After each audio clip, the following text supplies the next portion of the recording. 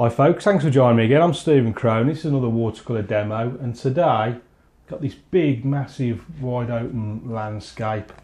A few little buildings in there. Did those ones a little bit sharper, and then the rest of it pretty loose and abstract, and let the viewer's imagination do the rest. So, quick book plug before I show you the colours. This is Watercolour Landscapes Reference Paints for Students, and it's just jam-packed full of loads of recent paintings for you to use.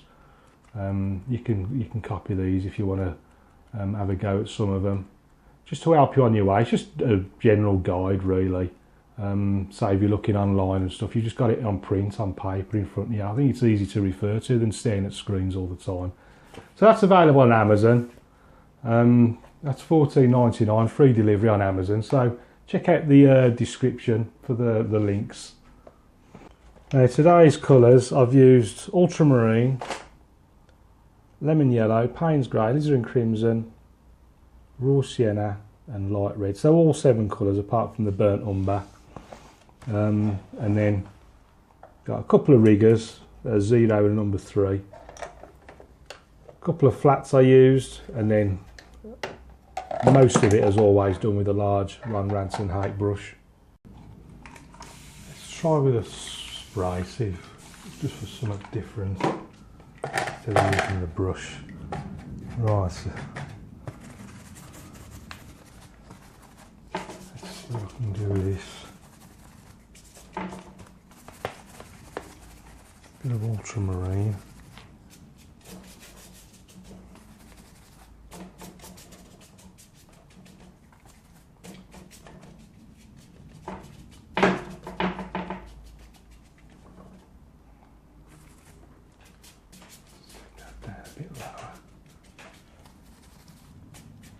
Ultramarine over there, and then what I'm going to do is clean the brush and just stick that down,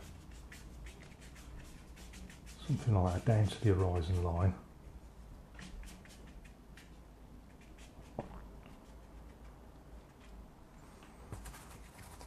I'm just going to pop in just a little bit of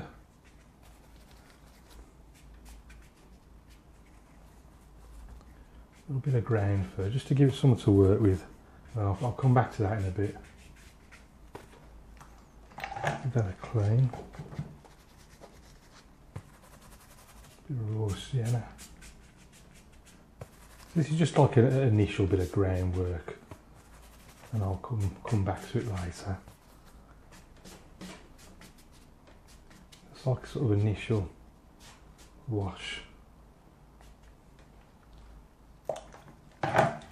Right, I'll just put a little darker sections in the sky, assuming it's still dry. Actually, if I just give that a quick, just re-wet that slightly.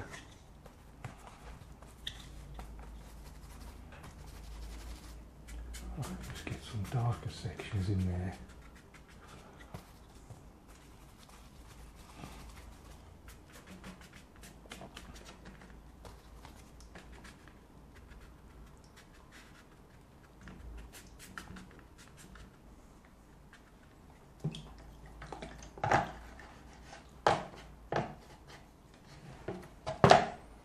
Let's just get that flat against the board first before I go any further. So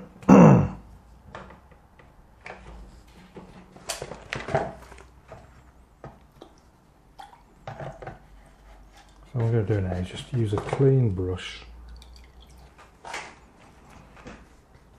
and I'm just going to, whatever the paint just needs blending in, I'm just giving it a little dab. Also redistributing some of that paint around as well. Try not to mess it up too much.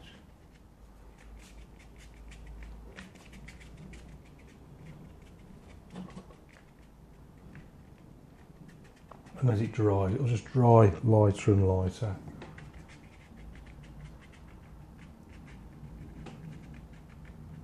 Suggesting a few like clouds and things going right down to the horizon line. I think it's time to stop faffing around with it now. And we'll give that a quick dry.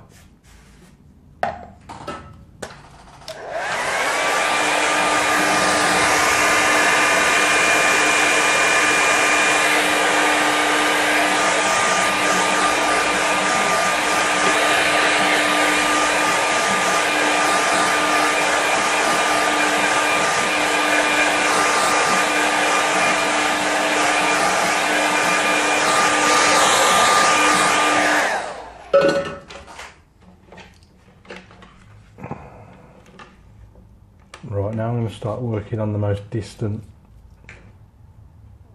things I can see now along that horizon line. So it's same sky colours again, but predominantly sort of leaning towards blue. I'm just sort of up here somewhere. You know, I might just give it a slight spray just to see what it looks like.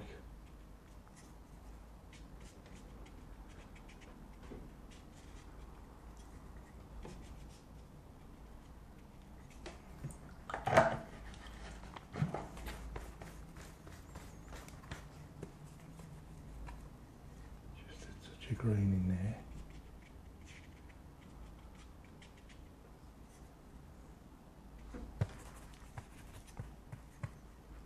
A bit of raw sienna.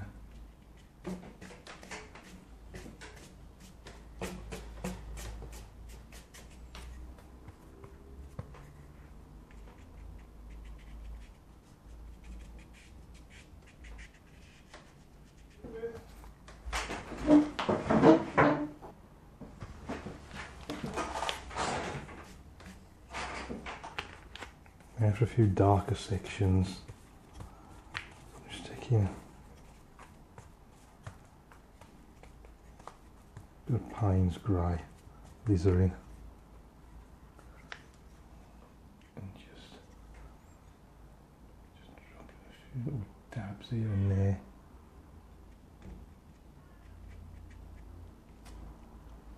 Just little bits of interest from miles and miles away. Not much detail, but darker things happening here and there. So easy to overdo. I've probably already overdone it. It's going to be a bit of shadow down there, so I'm just going to brush that in while it's on the brush.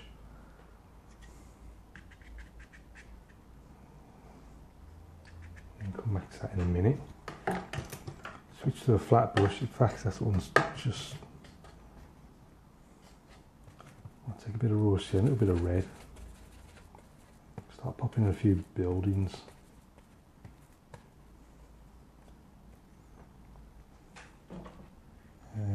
And one like that.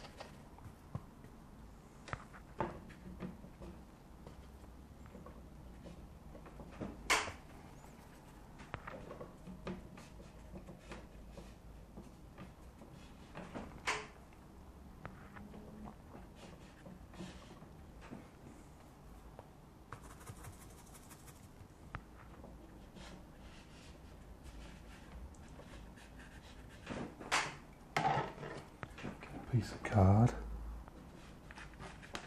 bits of scrapings here and there, just little details.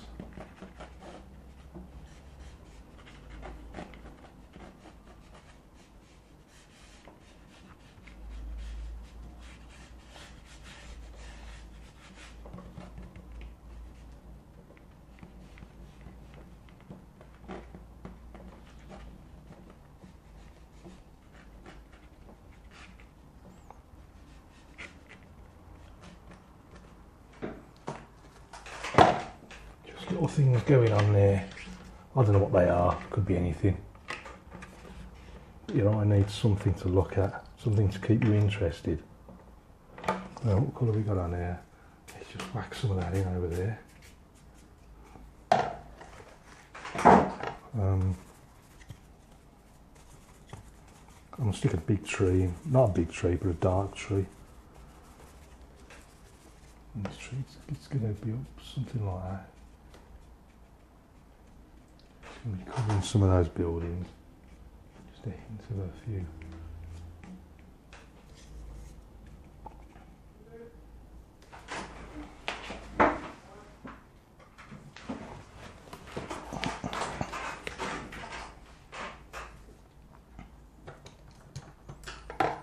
Use this little flat brush.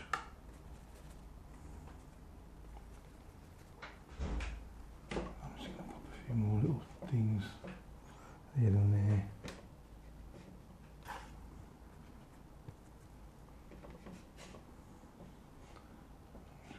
Nose across.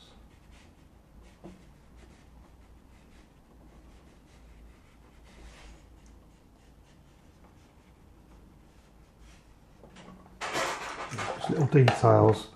Also pop a few little details in with this size 0 rigger as well. Just a few little marks and things.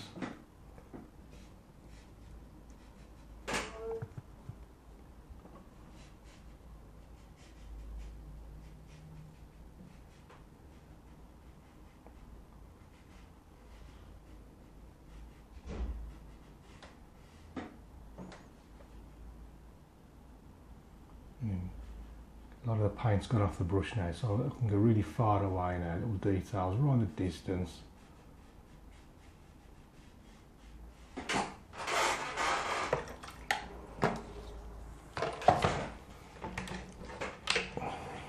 Yeah, oops, maybe, I don't know if it's, I'm guessing it's because I didn't maybe wet it properly.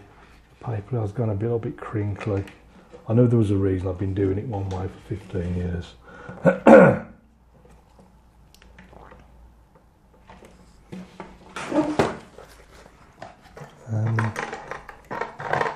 If I clean this brush, I want to pop a bit of this land in. So I'm going back to the yellow. Actually no, raw sienna. That's too dark. I'm a little bit lighter than that.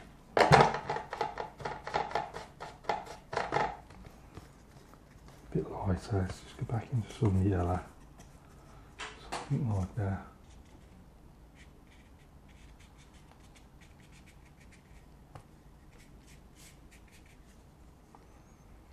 Push it into this shadowy section as well. Let's just pop over there.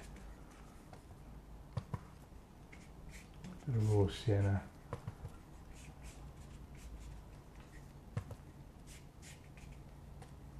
Dab of blue there just to get a bit of variation. A few little darker sections.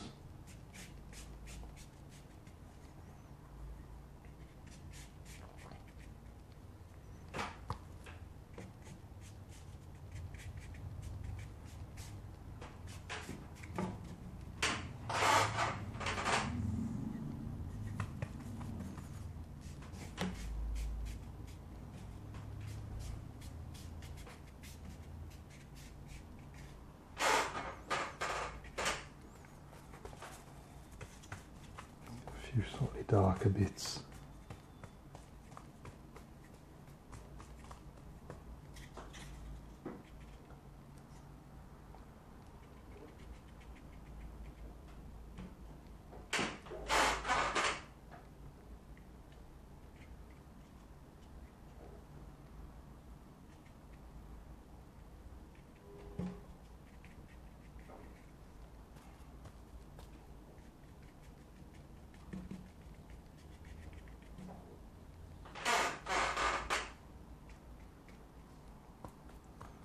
I don't know, hedges or something.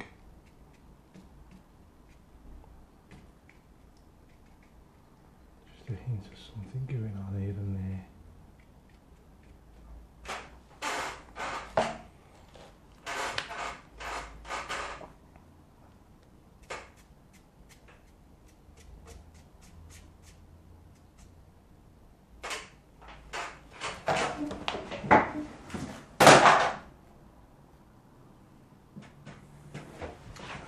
I think I just need to define one of these buildings just a little better, I think.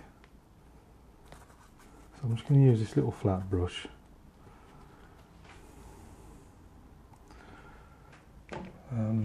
Just pop one.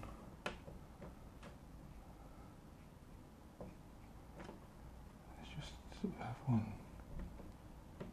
in there somewhere, and then just something next to it.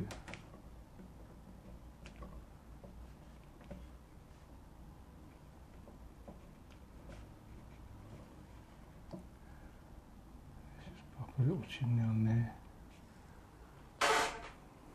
Just something to think about. And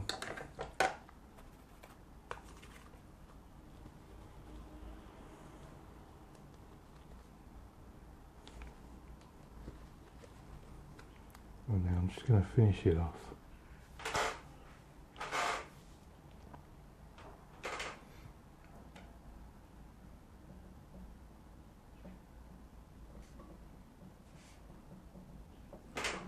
Little birds up in the sky. I'm going to call that one done, I think. Just sign it in the corner, and that'll just finish that one off. So let's stick a mount on this now and see what it looks like. So here's our finished painting in the mount. So we're going to have a closer look at it. Used several of the palette colours in the sky. See a bit of raw sienna, alizarin crimson, and then ultramarine. Bit of Payne's grey, I think possibly, I can't even remember now, to get the darker skies. And then just used a clean dry brush just to take out little bits of the white cloud here and there and distribute the paint around slightly, and just create some of these shadows coming right down to the horizon line. Again, you see that distant blue horizon line there, and you can see how it sort of the colours just get slightly warmer as you come in to the foreground. One thing I'd do differently next time, you get a bit more variation in colour. You see how it's just the same from there all the way forward. Just need to get some sort of variation in there. But this side, you see this bit in sort of shadow where just reflecting some of those ominous clouds up in the sky there. Got a big tree, and then just use the fingernail just to suggest a few trunks and things. And then the buildings, most of them sort of very, very loosely put in, but I wanted that one there just a bit tighter, just so it was obvious that it was a building. And then all the rest can just be left up to the people's imaginations.